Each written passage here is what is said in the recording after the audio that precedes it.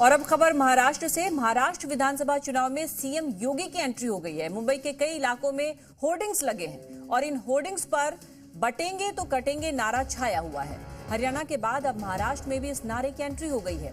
अंधेरी east, Bandra में ये hoardings लगे हैं, सीएम योगी के होर्डिंग्स लगे हैं। वहां वेस्टर्न एक्सप्रेसवे हाईवे पर भी सीएम योगी ही छाए हुए हैं। तो मुंबई के कई इलाकों में ये होर्डिंग्स लगे देखे गए, जिस पर बटेंगे तो कटेंगे ये नारा छाया हुआ है। हरियाणा के बाद अब महाराष्ट्र में भी इस नारे की एंट्री होगी और इसी के साथ यूपी के सीएम योगी की एंट्री भी महाराष्ट्र विधानसभा चुनाव में हो गई है।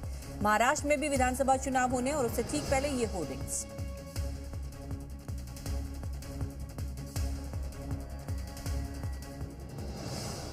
और अगली बड़ी खबर भी महाराष्ट्र चुनाव से जुड़ी हुई है। महाराष्ट्र में महाविकास अघाड़ी में सीट बंटवारे को लेकर विवाद हो गया है। कांग्रेस और उद्धव गुट में विदर्भ की सीट को लेकर विवाद बढ़ता जा रहा है। जहां एक तरफ कांग्रेस विदर्भ की एक भी सीट उद्धव गुट को नहीं देना चाहती, तो वहीं शिवसेना 12 सीटों पर दावा कर रही है। आपको बता दें कि विदर्भ की 62 सीटें आती हैं, जिस पर अब विवाद बढ़ता जा रहा है। वहीं नासिक की 2 से 3 सीटों पर भी पेच फंसा है। मामले को सुलझाने के लिए अब शरद पवार का सहारा लिया गया है। शरद पवार को यह जिम्मेदारी दी गई है कि वो कांग्रेस और उद्धव गुट से बात करके मामले को सुलझाए। सूत्रों की माने तो मातोश्री में जयंत पाटिल और उद्धव ठाकरे के बीच बातचीत हुई, लेकिन इसका कोई हल नहीं निकल पाया।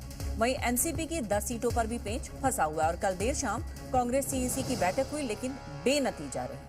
विदर्भ की सीटों पर कांग्रेस दावा कर रही है और दोनों के बीच में सहमति नहीं बन पा रही है। सहमति बनाने के लिए यह जिम्मेदारी अब शरद पवार को दी गई है। तो महाविकास अघाड़ी में सीटों को लेकर बवाल होता जा रहा है।